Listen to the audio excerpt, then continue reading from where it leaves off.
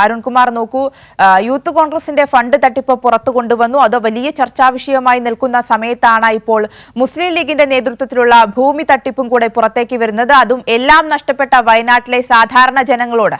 അതെ, കൃത്യമായി. ഇപ്പോ ടൗൺഷിപ്പ് ഗവൺമെന്റ് നിർമ്മിച്ചു കൊടുക്കുമ്പോൾ ആ ടൗൺഷിപ്പിന്റെ അകത്ത് വീട് വേണ്ട, ഞങ്ങൾക്ക് പുറത്ത് മറ്റ് സൗകര്യങ്ങളുണ്ട്, അപ്പോൾ ഗവൺമെന്റ് നിശ്ചയിച്ചിരിക്കുന്ന 15 ലക്ഷം രൂപ തന്നാൽ മതി എന്ന് പറഞ്ഞ് ഏകദേശം 200ഓളം പേർ പുറത്ത് വീട് വെക്കാൻ ഉള്ള പ്രതീക്ഷയിൽ പോയി. ആ പ്രതീക്ഷയെല്ലാം കോൺഗ്രസും അതുപോലെ തന്നെ ലീഗും എല്ലാം കൊടുത്ത പ്രതീക്ഷയുടെ ഭാഗമായിട്ടാണ്, അവർക്ക് കൊടുത്ത ഉറപ്പിന്റെ ഭാഗമായിട്ടാണ്. അപ്പോൾ ആദ്യം യൂത്ത് കോൺഗ്രസ് 30 വീട് നിർമ്മിക്കും എന്ന് പ്രഖ്യാപിച്ചു. അതിനു വേണ്ടിയിട്ടുള്ള പണപ്പിരിവ് നടത്തി. ഏകദേശം എല്ലാ മണ്ഡലം കമ്മിറ്റിയിൽ നിന്നും കുറഞ്ഞത് 2 ലക്ഷം രൂപ, അങ്ങനെ 140 മണ്ഡലത്തിൽ നിന്ന് വരുമ്പോൾ തന്നെ വരുന്ന തുക നമുക്കറിയാം. അപ്പൊ അത്തരത്തിൽ വലിയ തട്ടിപ്പ് നടന്നു. ഇപ്പൊ ആകെ 88 ലക്ഷം രൂപ ഈ അക്കൗണ്ടിലുള്ളൂ. ബാക്കി പണം എവിടേക്ക് പോയി? 7 ലക്ഷമൊക്കെ കൊടുത്ത മണ്ഡലം കമ്മിറ്റികളുണ്ട് എന്ന് അവർ തന്നെ വ്യക്തമാക്കി. ഇപ്പൊ പുറത്തു വരുന്ന വാർത്ത ലീഗുമായി ബന്ധപ്പെട്ടുകൊണ്ടാണ്.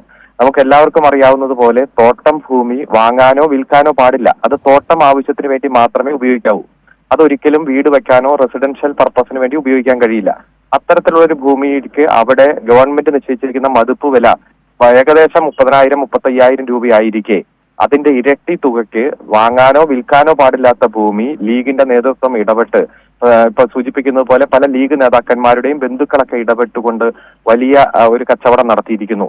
ആ ഭൂമിയിൽ ആർക്കും വീട് വെക്കാൻ കഴിയില്ല എന്ന യാഥാർത്ഥ്യം തിരിച്ചറിയാം. അപ്പോ പാവപ്പെട്ട ദുരന്തബാധിതരായ ജനങ്ങളെ വീണ്ടും ദുരന്തത്തിലേക്ക് തള്ളിവിടുന്ന തരത്തിലുള്ള ഇടപെടലാണ് കോൺഗ്രസിന്റെയും ലീഗിന്റെയും ഭാഗത്തുനിന്ന് മത്സരിച്ച് നടത്തിക്കൊണ്ടിരിക്കുന്നത്.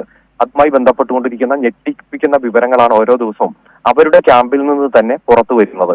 അത് ഏതായാലും ഈ നാടിനോട് തന്നെ ചെയ്യുന്ന ഏറ്റവും വലിയ ക്രൂരതയായിട്ട് തന്നെയാണ് വിലയിരുത്താൻ. കാരണം കേന്ദ്ര ഗവൺമെന്റ് നയാ പൈസ തരാഞ്ഞിട്ട് പോലും അവിടെ ടൗൺഷിപ്പ് നിർമ്മിച്ച മുഴുവൻ ആളുകൾക്കും എല്ലാ അടിസ്ഥാന സൗകര്യങ്ങളും ഒരുക്കി ആ നാടിനെ പുനർനിർമ്മിക്കാൻ ഗവൺമെന്റ് നടത്തിക്കൊണ്ടിരിക്കുന്ന പ്രവർത്തനങ്ങൾ ഒരു ഭാഗത്ത്, മറുഭാഗത്ത് ദുരന്തബാധിതരെ പോലും പിഴിയുന്ന തട്ടിപ്പിന്റെ ഭാഗമാക്കി മാറ്റുന്ന വലിയ അഴിമതി ഇതിന്റെ പേരിൽ നടത്തുന്ന കോൺഗ്രസിന്റെയും അതുപോലെ ലീഗിന്റെയും രാഷ്ട്രീയമാണ് മറുവശത്ത്.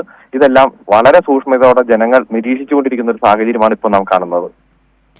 തീർച്ചയായും ഈ തട്ടിപ്പിൽ പ്രധാനമായും ഈ കുഞ്ഞാലിക്കുട്ടിയുടെ ബന്ധുവടക്കം, അതായത് കുഞ്ഞാലിക്കുട്ടിയുടെ നേതൃത്വത്തിൽ കൂടിയാണ് ഈ തട്ടിപ്പ് നടന്നിട്ടുള്ളത് എന്നുള്ള വിവരങ്ങൾ കൂടിയാണ് ഇപ്പോൾ പുറത്തു വരുന്നത്. ഇത്തരത്തിൽ ലീഗിലെ പ്രധാനപ്പെട്ട നേതാക്കളെല്ലാം ഈ തട്ടിപ്പിൽ ഉൾപ്പെട്ടിട്ടുണ്ട് എന്നാണ് മനസ്സിലാക്കുന്നത്. അതെ, വ്യക്തമായിട്ടുള്ള അന്വേഷണം ഈ വിഷയത്തിൽ വേണം. കാരണം തോട്ടം ഭൂമി കൈമാറ്റം ചെയ്യാൻ പാടില്ല, തോട്ടം ആവശ്യത്തിന് വേണ്ടി മാത്രമേ ഉപയോഗിക്കാവൂ എന്നുള്ള കാര്യം കൃത്യമായി നിയമപരമായിട്ട് എല്ലാവർക്കും അറിയാവുന്നതാണ്. അടുത്ത കാലത്ത് പല ഭൂപതിവ് പട്ടയവുമായി ബന്ധപ്പെട്ടുകൊണ്ടെല്ലാം നിരവധി ചർച്ചകളും നിയമസഭയിൽ ബില്ലും ഒക്കെ കൊണ്ടുവന്ന സാഹചര്യവും നമ്മളെല്ലാം ഇതിന്റെ ഭാഗമായി ചർച്ച ചെയ്തതാണ്, അഭിപ്രായം പറഞ്ഞതാണ്. അപ്പൊ ആ ഒരു ഘട്ടത്തിൽ ഇത്തരത്തിൽ വലിയ ഒരു തട്ടിപ്പ് നടത്തുമ്പോൾ അതിന്റെ പ്രാഥമിക കാര്യങ്ങൾ പോലും ലീഗിന്റെ നേതാക്കന്മാർ, പ്രത്യേകിച്ച് അഭിഭാഷകരൊക്കെയാണ് ഇതിന്റെ മുഖ്യധാരയിൽ നിന്നതെന്നാണ് മനസ്സിലാക്കുന്നത്. അപ്പൊ അത്തരത്തിൽ ചെയ്തിട്ടില്ല എന്നുള്ളതും വലിയ ക്രൂരതയാണ്. ഏതായാലും ഇതുമായി ബന്ധപ്പെട്ടുകൊണ്ട് വിശദമായിട്ടുള്ള അന്വേഷണം നടത്തി സത്യസന്ധമായിട്ടുള്ള വിവരങ്ങൾ പുറത്തു വരേണ്ടതാണ്. അതുപോലെ തന്നെ ഈ ടൗൺഷിപ്പിന് പുറത്ത് വീട് കിട്ടുമെന്ന് പ്രതീക്ഷിച്ച് അപ്പൊ അത് ബുദ്ധിമുട്ട് അനുഭവിക്കുന്ന ചൂരൽമല മുണ്ടക്കൈ ദുരന്തബാധിതരെ സംബന്ധിച്ചിടത്തോളം അവരുടെ കാര്യവും പ്രത്യേകം തന്നെ പരിഗണിക്കേണ്ട ഒരു സാഹചര്യമാണ് ഇപ്പോഴുള്ളത്. ശരി, നന്ദി ശ്രീ കെ. അരുൺകുമാർ പ്രതികരിച്ചതിന്.